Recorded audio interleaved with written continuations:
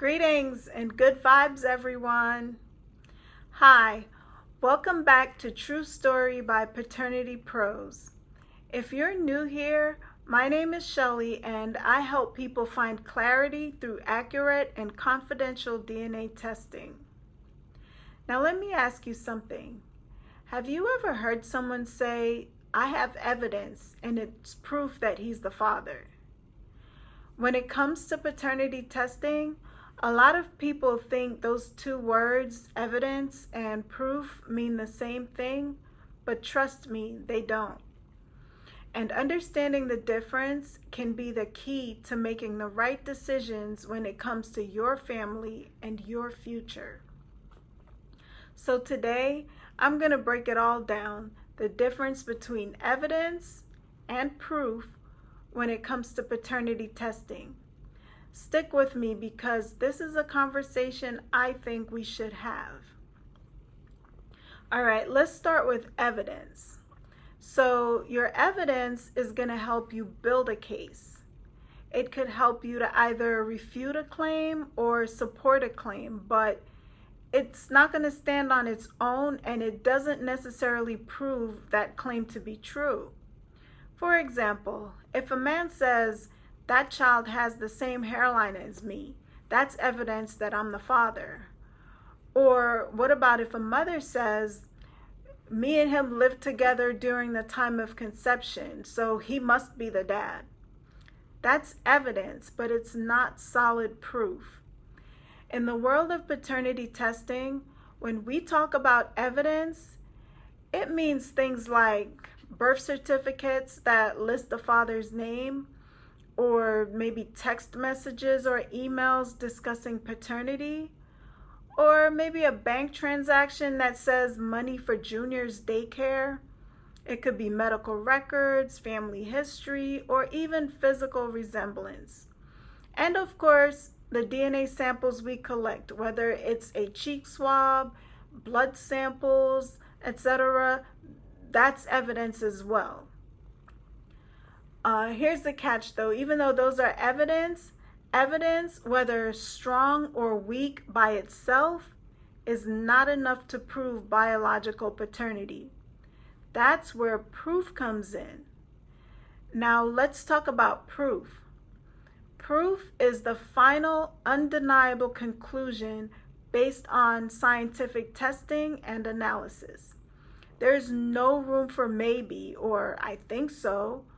So when you do a paternity test, we collect the necessary DNA evidence and it's processed by the lab, and then the results either show 99% probability of paternity, meaning the man tested is the father, or it'll show 0% probability, meaning the man tested is not the father.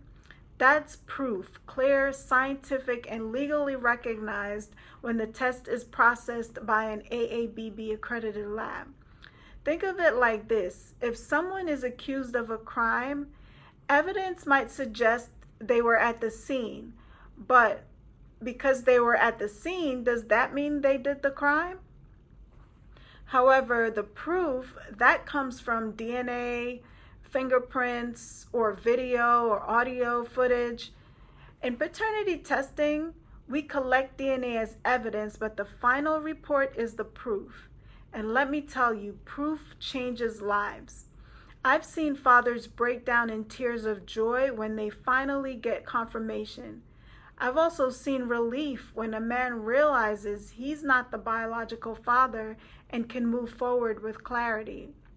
No assumptions, no second guessing, just the truth. You may be wondering, why does this matter for families? Here's why this difference of proof or evidence matters. Imagine a grandmother raising her grandchild because her son passed away, and she has a reasonable doubt and thinks the child might not be biologically related to her family. That's evidence, but it's not proof. Until she gets a DNA test, she's living in uncertainty. Or picture a father paying child support for years only to find out later that the child isn't his. Maybe he suspected it all along, but suspicion is not proof. A paternity test would have given him that certainty early on. And then on the flip side, you have men who doubt paternity sometimes because someone put that doubt in their heads. They assume the child isn't theirs, but after testing, the proof shows that they are the father. Imagine the regret if they had walked away based just upon a hunch instead of the facts. At the end of the day, evidence can be misleading, but proof is undeniable. When it comes to something as important as paternity, you don't want guesses. You want the truth. So now you know. Evidence of paternity is what supports a claim, and proof of paternity is what confirms the truth. If you're in a situation where you need to know the truth about paternity, don't rely on evidence. Get the proof. Because no matter what the outcome is, knowing for sure is always better than wondering. If this video helped you, do me a favor to like and subscribe and share this video with someone who might need to hear this. And if you have any questions about paternity testing, drop them in the comments. I'd love to help. I'll answer your questions when I'm not busy collecting DNA samples, also known as gathering evidence. Remember, when it comes to family and the truth, don't guess, just test. Until next time, this has been a true story by Paternity Pros.